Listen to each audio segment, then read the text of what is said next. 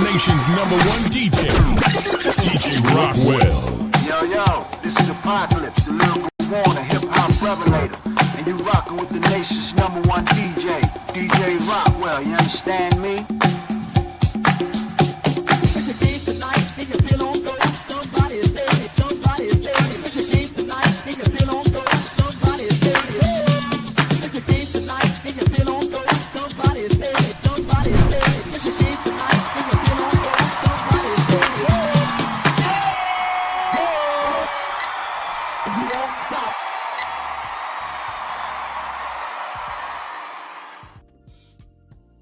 Ladies and gentlemen, what it do? This is your brother DJ Rockwell. Welcome to the Rockwell Radio Show for a special broadcast. Y'all, I'm so excited. You know what we do every time during this time? We ask everybody to obey the rules of the Rockwell Radio Show, which means hit that like, hit that subscribe button, tag somebody, and let them know that you are rocking with the nation's #1 DJ. Oh my goodness. What's up, y'all? How was y'all Sunday, man? I need everybody to share the show. I got a few things I want to do as I begin. First of all, I want to welcome everybody to the Rockwell Radio Show. If you're new here, we want everybody once again to observe the 3 rules. Again, which is hitting the like, the subscribe, and let somebody know that we're going to get down tonight. So tag somebody because we have an interesting conversation lined up tonight. Again, I want to begin by doing some quick thank yous. And first, before we do my thank yous, before we get it in about what we're going to talk about tonight, I want to say a birthday shout out to my big brother, student minister M.G.T Muhammad, out of Mile 55 in Tennessee. I see it's his birthday. And we also want to do some quick thank yous because tonight I'm a fish out of water. And because of that fact, I have to pull in some extra resources. I want to give a big shout out to my sister out of Baltimore, the mentor resurrectionist, Sister Aisha Muhammad, who is serving as the co-producer of tonight's show. I also want to give a shout out to my big brother and big sister. They are the co-host of one of the baddest podcasts. It airs every Thursday at 8 p.m. You know them. I'm talking about Brother Minister Jamil and his wife, Sister Tisha, of Nothing But the Truth. They serve as co-producers of tonight's show because your brother didn't know nothing about this subject. Matter of fact, what I want all of y'all to do, tonight's conversation is about fashion, right? I need everybody to put in the chat section, who's your favorite Black designer? Who's in your closet right now? Black-owned designer. We want to use tonight's conversation as a platform to springboard Black-owned designers. So we want everybody, whoever you rocking with, who's in your wardrobe right now, put them in the chat. And we're going to read who some of the dopest designers are tonight. But we're going to keep it going. And I want to start by going to the newsroom with this. Let's do this show. As I was preparing for tonight's show, I was like, Vaughn, you do hip hop, but why would you, what are you doing? And my brother said, Vaughn, all is not lost. There is an intricate connection between hip hop and fashion. I said, well, kinda. He said, no, it's this. When you talk about hip hop, it has 4 elements, right? We know it. And you see right there on your screen. It's the b-boying aspect, the graffiti writing aspect, the MCing aspect, and my favorite, the DJing aspect. But wait a minute. There's a 5th one that's not on the list. The glue that ties them all together is the fashion. You can't talk about hip hop and not talk about how they look. I'm going to run through a few quick and key examples to prove my point. You can't talk about hip hop and I talk about the fashion of Assault and Pepper, the iconic photo shoot for the Push It signal, looking like black superheroes, you know who they are before they open their mouth. When it comes to fashion and hip hop, the two are inseparable. When you look at Sister Queen Latifah from her first album, All Hail the Queen, look at the fashion inspired by the Black Panther movement. Proud, strong. Look at the fashion. Look at the fashion of the X-Clan. I'm talking about our brother, long live Professor X and ISIS. Before they opened their mouth, you knew what they was about by their fashion. And our guest tonight is here to talk more about the importance of fashion and the statement it makes. She's been around the world doing fashion shows, presenting beautiful designs that look like this. The women of Islam are unmistakable because not just their mind, not just because the wisdom from their mouth, but how they look. They have been seen in outfits that look like this because of our dear sister, making the woman an irreplaceable mark of culture, something that's celebrated and recognized the world over. I tell you what, before we introduce our sister, there's nothing more that I can say than what she can say for herself. Watch this. Someday I'm going to be a fashion designer and use all women.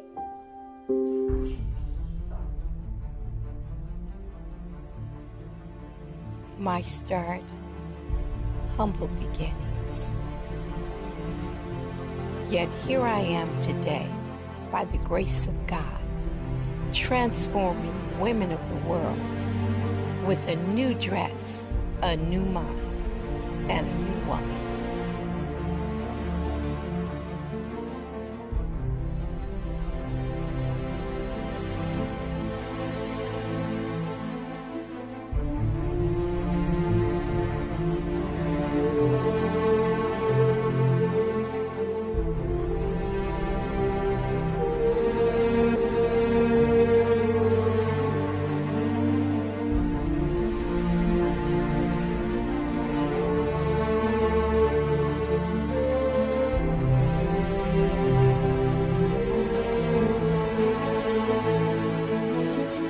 Modest fashion represents more than beautiful clothing. It represents the value of the woman. It's the movement. The motto of Al-Nisa design is that we are the fashion ambassadors of world peace.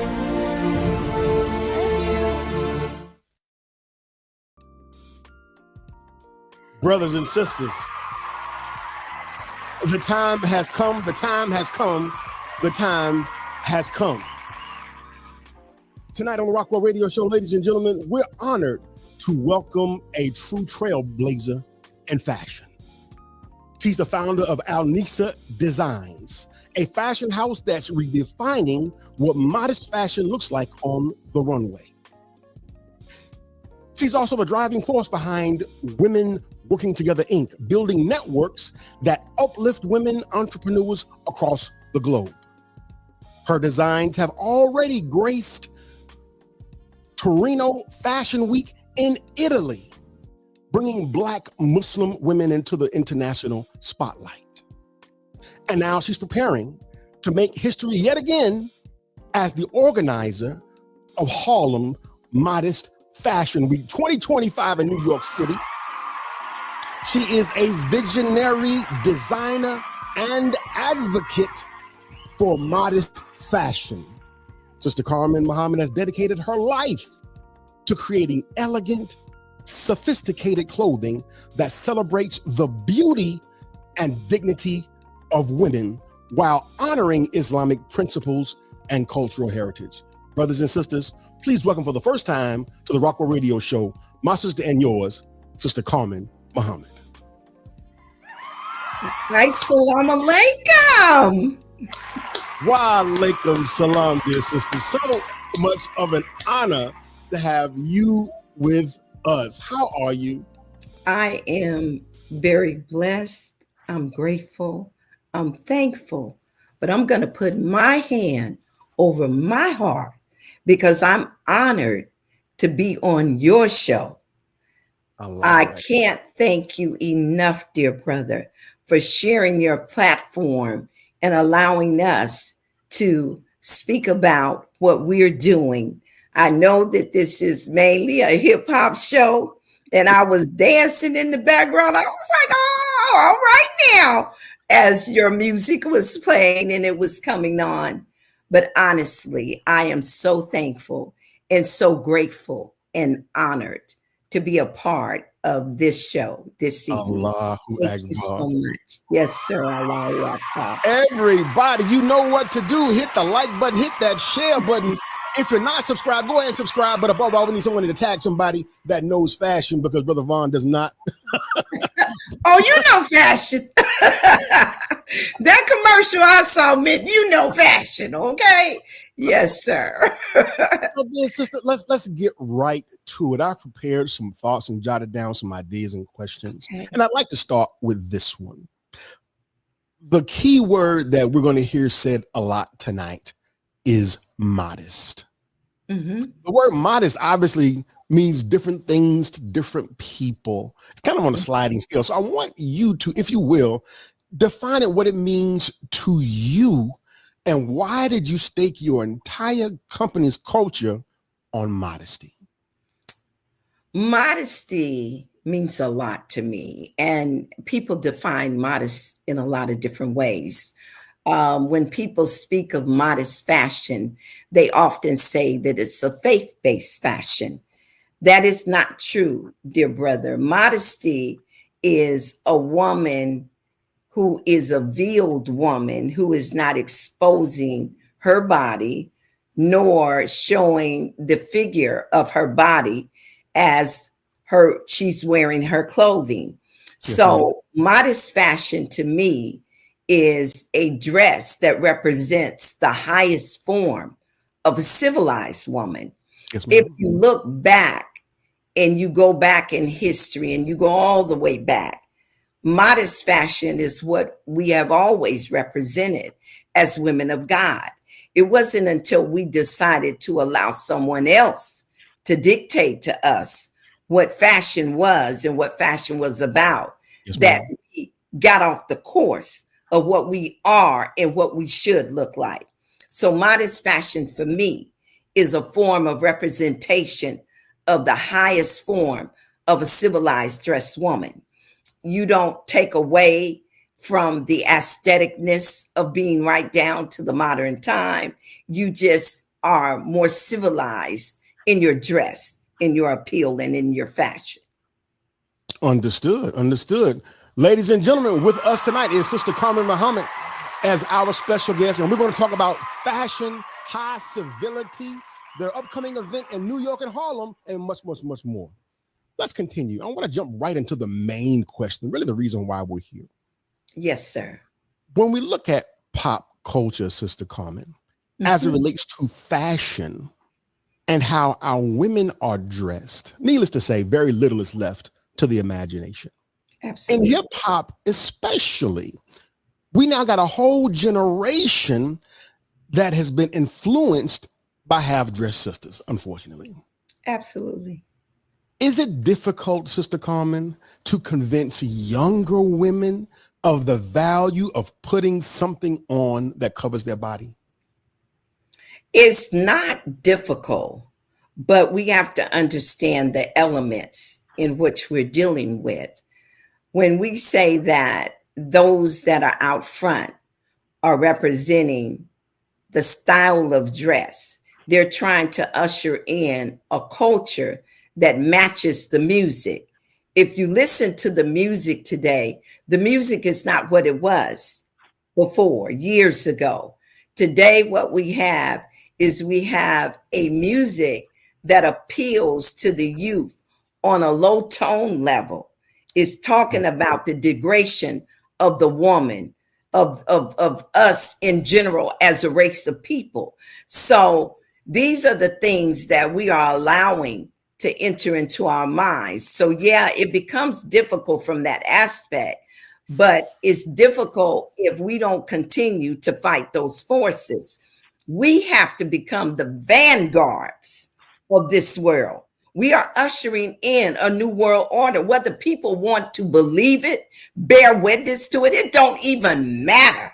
Come on. We have to understand who we are, what the assignment is, and what the mission is. We have to remove things like, well, who is this person? Who are they to speak for somebody? We are one people, and we have to save a generation that is going downhill. There's a big disconnect, brother, today with our youth, and they're disconnected because we have not shown them that they are baby gods, that they are little gods. We've got to stop looking for somebody else for them to look up to and usher in something that is going to give them pride in their culture, their heritage, and being young and being Black and being a vanguard. We got to usher that in. And the way that we usher that in is keeping them in front of consciousness, showing them that there is and what it was and what it is now and what it will be in the future. We have to stop allowing our children and our youth to be bought to buy into a culture that's not even their culture. It's not their culture. This is a culture that has been designed to destroy our young people and to destroy the youth. So we have to step up. It's our job to bridge the gap. It's our job to close the gap. Hell, we created it. We created it when we allowed it to go left. So now we got to pull our sleeves up. We got to go to work, and we got to stop allowing our children to look up to all of these people who don't even know who they are. Listen, ladies and gentlemen. Matter of fact, that's worth a couple of these. Let me lick off a couple of these shots real quick, y'all. Our guest is Sister Carmen Muhammad, and we're talking about bringing modest fashion to the mainstream. If you haven't done it already, we need everybody, once again, share the show, hit that like button, and above all, subscribe. Let's keep it moving here. Now, I did a little research again preparing for tonight's conversation. Yes, sir. Now, according to my research, Sister Carmen, over 25% of the world's population, as you may know, is Muslim, which equates to about 2 billion people on the planet Earth. Yes, half of which, Sister Carmen, are women. So have you found that, considering that there's such a huge demographic to serve, have you found that there is a demand for modest dress from Muslim women around the world? And if so, how does Al-Nisa serve that need? Absolutely. That was one of the first things that I learned when I went overseas, when we were a part of the historically significant merging of a mainstream fashion week with modest fashion. That was when I realized how powerful modest fashion is in the business of fashion.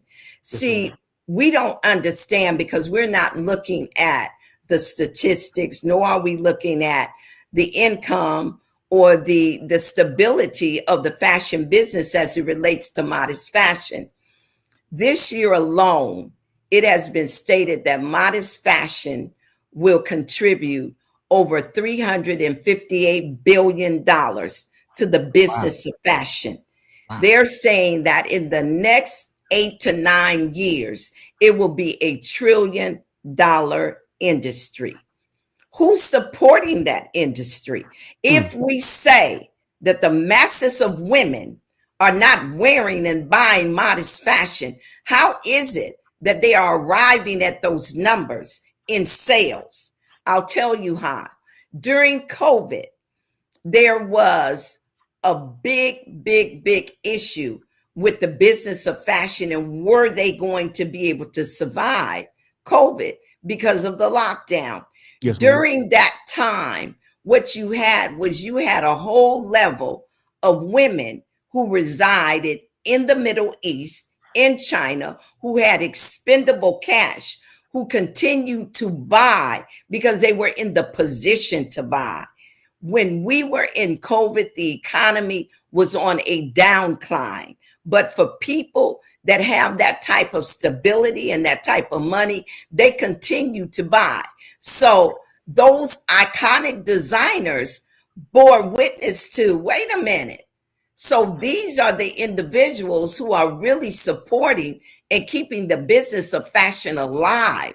Wow. So now what you have is you have all of these iconic designers, Dolce & Gabbana, Gucci, Louis Vuitton, all of them now carry a modest collection within their own regular collections. And this is what is keeping the business of fashion afloat. And I will have that argument with anybody. That is why modest fashion is so important, because modest fashion is what is supporting the economy and the business of fashion. Come on. How does Al-Nisa integrate itself into that business? Well, first, we have to step out there and we have to make ourselves the vanguard of fashion. Also, in my travels over in the Middle East and in those countries abroad, one of the things that I found out was that these people are very impressed with celebrities. Their thinking is along the line of the European thinking. And so what we have to do is we have to show them that we are the vanguards of fashion, that we are the celebrities, that we are the ones who's going to lead modest fashion. And when we do that, then we won't have any problem with ushering ourselves and becoming a part of that market that services modest fashion. But we have to make that statement. And the way that we make that statement is by doing what I'm doing in Harlem on September the 27th. I'm saying, damn it, I am modest fashion. And I'm not saying it in a way where I'm being arrogant, but I'm bearing witness to the teachings of the most honorable Elijah Muhammad and the honorable minister Louis Farrakhan, because we were not made to dress in long clothing. We did it when we accepted Islam and we knew that it was pleasing to God. So nobody stood over us and said, you can't go out the house if you don't dress this way. We were taught that we were the second self of God. And in those teachings, we begin to love ourselves enough to understand what our purpose was. Yes. And so that's what this is about. It's about going into Harlem, rooting myself, making it known that we are the vanguards of modest fashion and that we will usher in a new world order as it pertains to modest fashion all over the world. Ladies and gentlemen, in the building tonight is our dear sister, the founder of Al-Nisa Design, the founder of Women Working Together, Inc., our dear sister who has traveled the world representing modesty, Sister Carmen Muhammad. I want to take a quick break, Sister Carmen Muhammad, just to recognize those who are with us live watching. I want to give a big round of applause and a thank you to, I see you, Sister Donna Muhammad. I see Sister Aisha Muhammad. I see Sister Monique, the rap star. I see Sister Veronica, Rich Before 50. I see Sister Shanasia. I see Sister Jennifer. I see, who else I see? A lot of people. Brother Jamil. I see Sister Shaniqua. I see, and the names go on and on. I see Righteous by Nature. I see Sister Tisha. Thank you all for watching live with us. Please hit that like button. Please hit that share button as we move on with this great conversation with our dear sister Carmen Muhammad. Now, some of my viewing audience, dear sister, may not know this. And again, my show hits a wide demographic. Those who are registered Muslims of the nation and the hip hop audience, the DJ community, so on and so on. Yes, sir.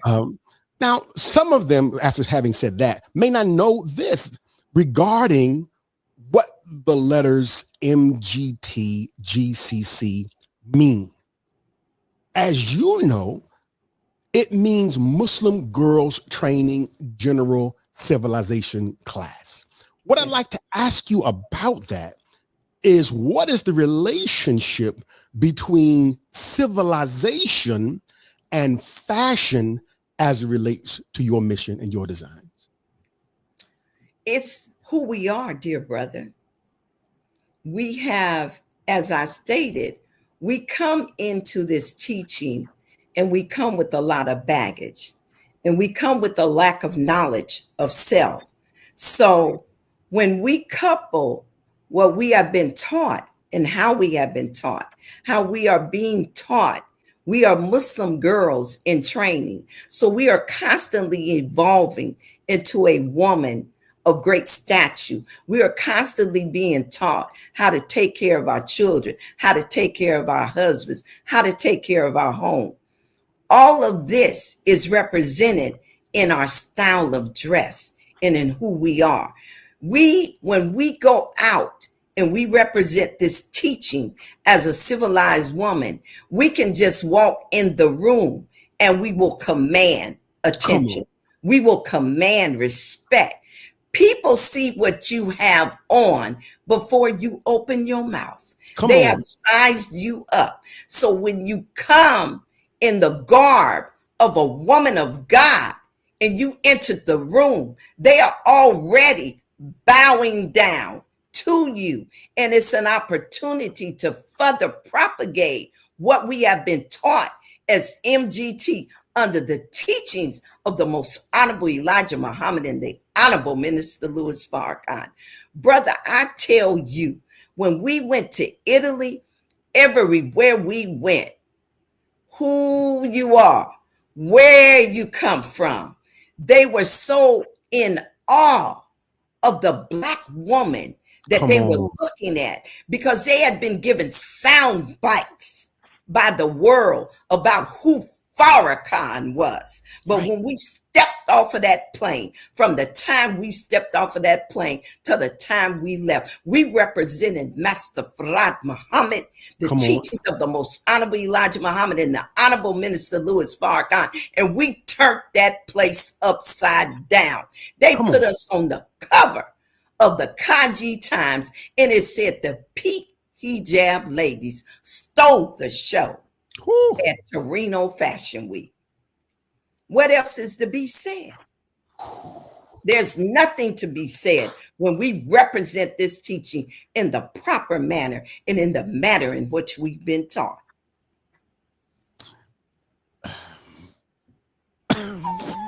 What else do you say?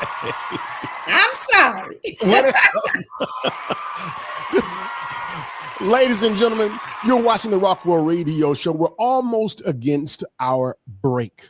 I got about maybe one more question or so that I would like to squeeze in. And again, I want to thank everybody who is watching live. If you have not subscribed, go to YouTube and subscribe to the Rockwell Radio Show. Join the Rockwell Radio Show family today. And while I'm at it, I also want to tell everybody that we can now be heard everywhere.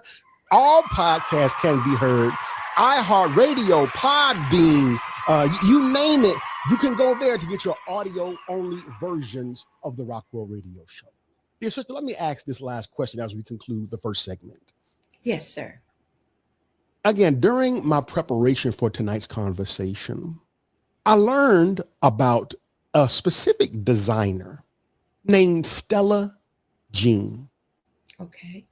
She's an Italian, Haitian, Black designer who's known for her social activism in the world of fashion. Mm-hmm. And she had this to say that I thought was pretty interesting. Let me show you this. Yes. Stella Jean said this. She said, fashion can be used as a cultural translator and a tool against colonization.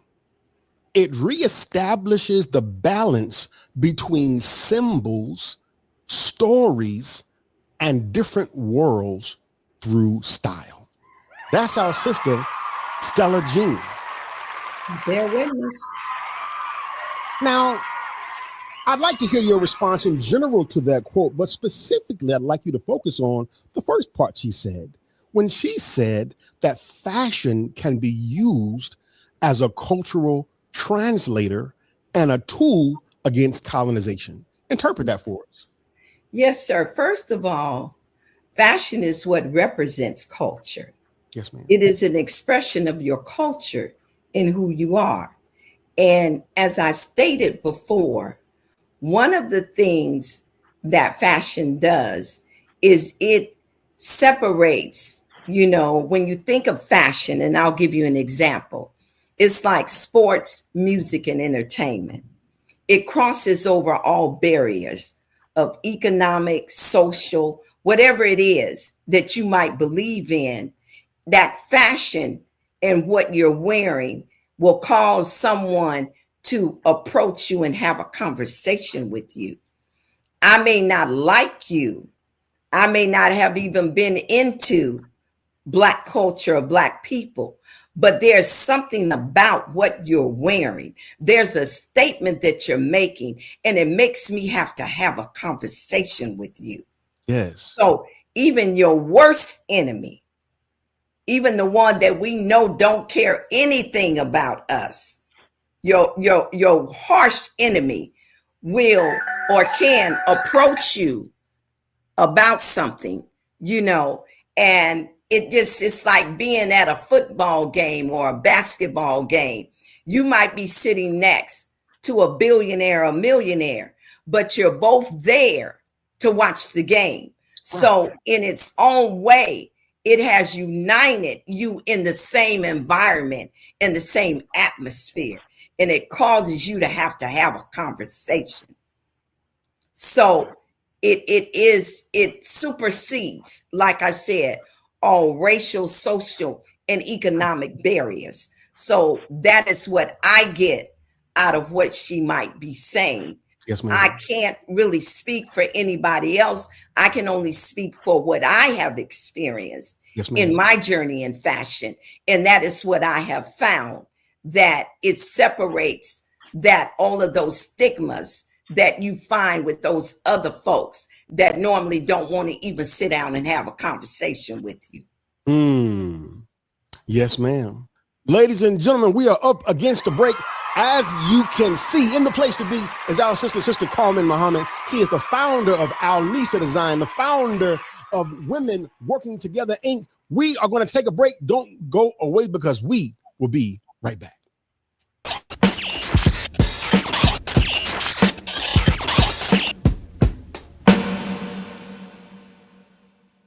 Get ready, Harlem, New York City. The 5th Annual International Modest Fashion Weekend is taking over the runway. Join us Saturday, September 27th at the legendary Harlem Renaissance Hotel for the Modest Fashion Renaissance, a celebration of culture and pride. We'll be showcasing award-winning international Black designers. And we're honoring Harlem's trailblazers, Regional Student Minister Arthur Muhammad, Student Regional Captain Jana Muhammad, Queen Afua, and many more. Get your ticket now at harlemmfw.com. This is the Save the date, September 27th, Harlem, New York.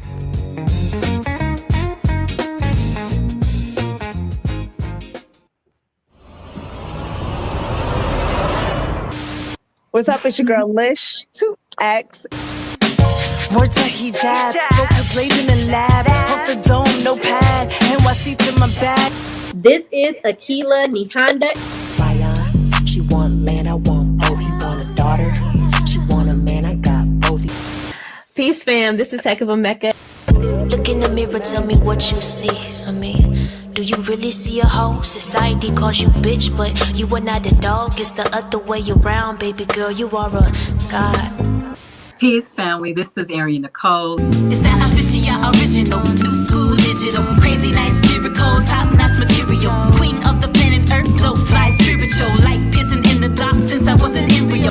And I'm here with my brother DJ Rockwell on the Rockwell Radio Show. And you are tuned in to the Rockwell Radio Show. And you are tuned in to the Rockwell Radio Show. And you are watching the Rockwell Radio Show. Okay. Assalamu alaikum. This is your brother, Louis Muhammad. And whenever I'm searching for a source or a platform that I can get some news that I can use, I look forward to and look at, watch and listen to the Rockwell Radio Show. And I hope you would do the same.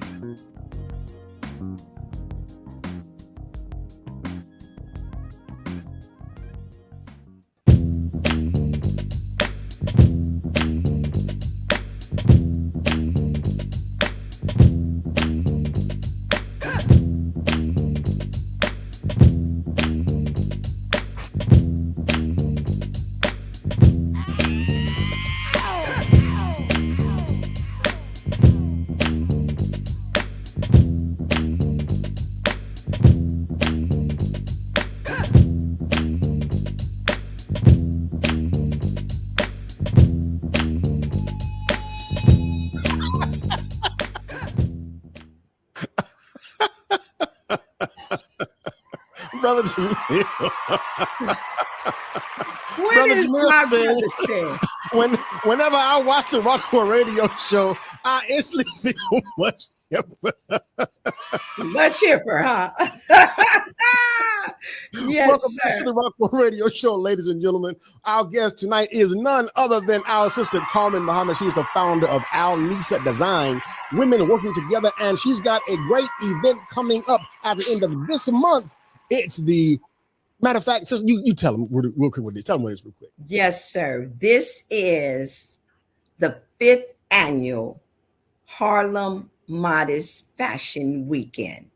And this is our 5th annual weekend as a international modest event. Dear brother, you know, I've had so many conversations with, you know, regards to what I'm doing in fashion, and I've received great guidance from high up. Yes, ma'am. And one of the things that I was told a long time ago when I was doing things internationally was that at some point, bring them to you. Have them come to you. And with that being said, that became the mission of the establishment of a U.S. leg of a Modest Fashion Week event. There is no other Modest Fashion Week in the United States. We are the authors of that. We are the vanguards of that. Yes, I was speaking with a young man earlier last week who is very much a part of the entertainment industry and the fashion industry. And I hadn't spoke with this brother in almost 10 years. He said, my God, when I looked at what you've been doing, it made me scratch my head. He said, I said, do people really understand what this sister is trying to establish? It has real legs. And I need people to understand that if we are going to lead the world, we have to lead in every category. And fashion, entertainment, and sports is some of the leading things that drive the economy in the United States of America, or the United Snakes of America. So we now have to become the vanguard of the pursuit and show the world that there is going to be a pivotal change in our society. And we are going to be the leaders of that change. So that is what this is all about. This is the 100th anniversary of the Harlem Renaissance. Harlem Renaissance was the beginning of culture, art, music, fashion. It was only befitting that I would bring this event and drop it in Harlem during New York Fashion Week. I got a statement to make to the world, and that statement is who we are as Muslim women and followers of the most honorable Elijah Muhammad and the honorable minister Louis Farrakhan. It's like the minister made a call for 1 million men and how many showed up. I'm not the honorable minister Louis Farrakhan. I'm not saying that, but I'm calling. This is a call to action. How the hell are we going to influence anybody if we can't make a call and show up and show up? Right. That's what this is about. It shouldn't be a single seat in the house. We got daughters that are 15 and 16 years old that are looking at Beyonce do what she do with Blue Ivy. What are we going to do with ours? When are we going to start giving them a platform, something that they can celebrate?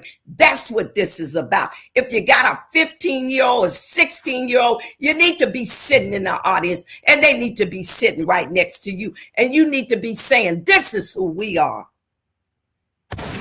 Ladies and gentlemen, you are hearing it live right here on the Rockwell Radio Show. My God, our guest is none other than Sister Carmen Muhammad. We're talking about modest fashion tonight, making an impact on the mainstream of fashion. Now, I've said many times tonight about women working together. Can you kind of backtrack a little bit and tell us what that is and how it ties into what you do? Women working together is something that I established in 2001. And I established it because I wanted to bring women of all faiths together. It was an act of bringing the interfaith women together to discuss the issues that were crucial to the positive growth and development of a woman. I knew that as a Muslim and a follower of this great teaching, that we were equipped to lead women of all faiths in unity, that we could come together and we could agree and disagree, but that we would unite for a cause that was bigger than who we were. And that was to make all women women of God, to make all women proud, to empower women, to show women who they were, and to show them that they are the second self of God. And yes, we do that in so many ways, because when we come together, we don't have any preconceived notions. We're coming together for a cause of empowering and uplifting women. We come and we sit down at the table the same way they get together to lock us out. We get together to lift us up. We don't care if you're a Jew. We don't care if you're a Jehovah's Witness. We don't care where you come from. What we care is when you come to the table, you leave all of that outside the door, because we're coming together to build a nation of righteous women. Come on now. Wow. Sister Carmen, let me ask you this question. And matter of fact, you already answered this one when you talked about Harlem already. I was going to ask you why Harlem, and you pointed that out. For those of us who've never been there, so I'll just kind of repurpose my question this way. For those who have never visited the city of Harlem, for those who don't know about the rich cultural history of Harlem, what can you say about the era that you wish to make known that weekend? What is it about the culture that you want people to look at twice? I want people to understand that everything that we do today is a result of us standing on someone else's shoulders. We have to understand the past and how the past relates to the present and the future.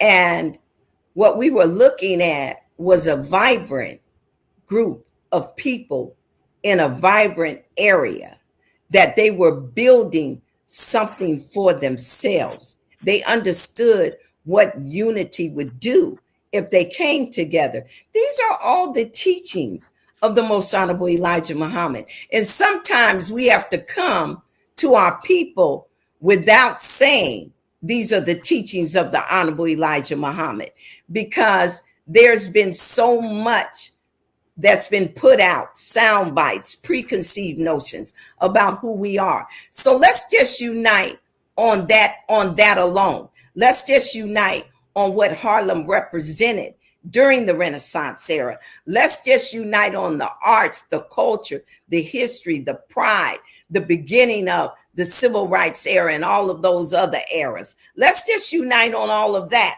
And if we can come together and unite on all of that, it's going to come around to the teachings of the Honorable Elijah Muhammad and the Honorable Minister Louis Farrakhan.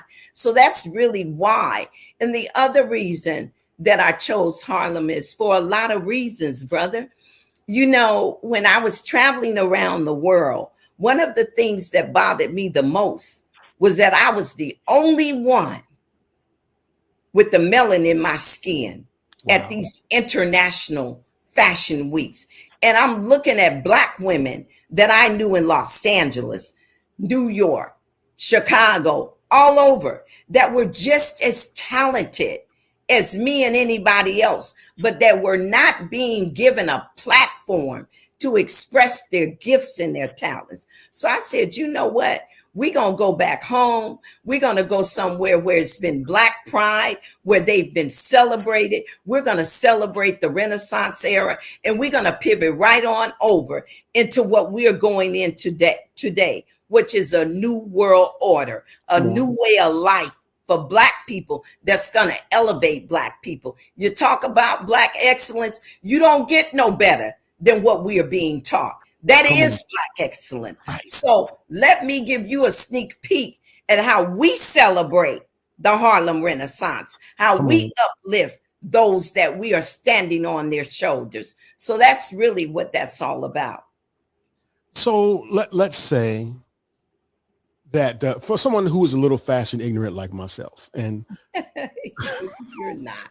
But they're watching this right now. Let's say they're there in New York City and they want to come and participate and support. Give them an idea of what they can expect to see when they step foot in this great event. What they are going to see is they're going to see an expression of culture and art through fashion. The women that are in that show, some will channel that spirit of the Harlem Renaissance era. When I looked at the recent, and I don't want to say it because I don't want anything to come back on us illegally, but a gala, one of the biggest fashion industry events in the world. And they were channeling the Renaissance era. And I looked at it and I got disgusted because what I was seeing was a demasculation of the Black man. I was seeing women with dresses cut down to their private areas of their body. But yet this represented the Renaissance era. That was not the Renaissance era. That's not what we looked like. So it made me say, let me be an author of what Renaissance really did look like for Black people back then. Let's channel that spirit and that era, and let's showcase fashion today right down to the modern times. And so when they come, they're going to see some of the most fabulous, and it doesn't have to be all bling bling, but they're going to see some of the most fabulous pieces of fashion that they have ever witnessed, coming from those of us who have not had the opportunity to share our gifts on our own platform. See, this is our show, so we get to do what we want to do. We're gonna reshape this thing. You know what I'm saying? You're not gonna see your traditional model. When you see a model coming down the runway, you're gonna know that woman got the spirit of God in her just by the way she walks and carries herself on that runway. So we're going to redo this thing all over again. And that's what they're going to see. And they don't want to miss it. Sister, during my research, I have found that you are known by many and loved by more. I'm going to go off my beaten path. I only got 2 questions left here. Yes, sir. And this one is off the script. Yes, I want to put you in the seat of auntie for a minute, as they call us, uncle and auntie. When we get, Let's say you have a friend that she has an 18-year-old daughter and she's going to hang with auntie for the weekend, but this 18-year-old daughter, she's just influenced by what she sees on TV and dresses as such. Mm-hmm. How do you ease up next to your niece and tell her that there's a better way to present herself? I think that when you come into the room, there will already be an atmosphere that's going to exist. And I think that when she sees women that look like her, that are who she is, I think that in itself is going to be so inspirational. It's going to have so much influence over how she thinks and feels. We have to understand that the propaganda and the machines that are placed in front of our children, the TikTok, all of these things are to take them away from who they are and to give them an idea that this is what's happening. This is what you should be. But I think when she comes into that room and she sees what she sees, that it's going to change her and it's going to cause her to think more about what she looks like when she presents herself to the world. Last but not least, there are those who will be honored at this event. One of them being student minister author. Let me give him a round of applause. Another being Queen Afua. Another being Sister Captain Jana. Tell us how you came to select these individuals to be honored. Yes, sir. Whenever we do a fashion weekend event, we don't go into an area of the city or another area of the country and not look for those individuals who have not been instrumental in making serious contributions to the growth and development of that community. You don't have to look far to find what Brother Regional Student Minister Arthur Muhammad has done in the past in his era with education and so forth and community service. You don't have to look far to understand what Sister Jana has done and the sacrifices that she's made being in leadership in the Nation of Islam. Yeah. Queen Afua, a spiritual guide, a woman who deals with women all over the world, all different religions, all different backgrounds. You don't have to look far. These are iconic figures right there in Harlem that have made serious contributions. They're not in the entertainment world. They're not superstars, but they are our superstars. And this is what I'm trying to say. We create and we make who our superstars are for our children to look up to. Stop looking at the people that are in the world that are created by those who have no desire to uplift our race or our culture. So that's what this is about. It's about recognizing the outstanding contributions and achievements that are being made. These are individuals that have planted seeds in Harlem. You are seeing the work.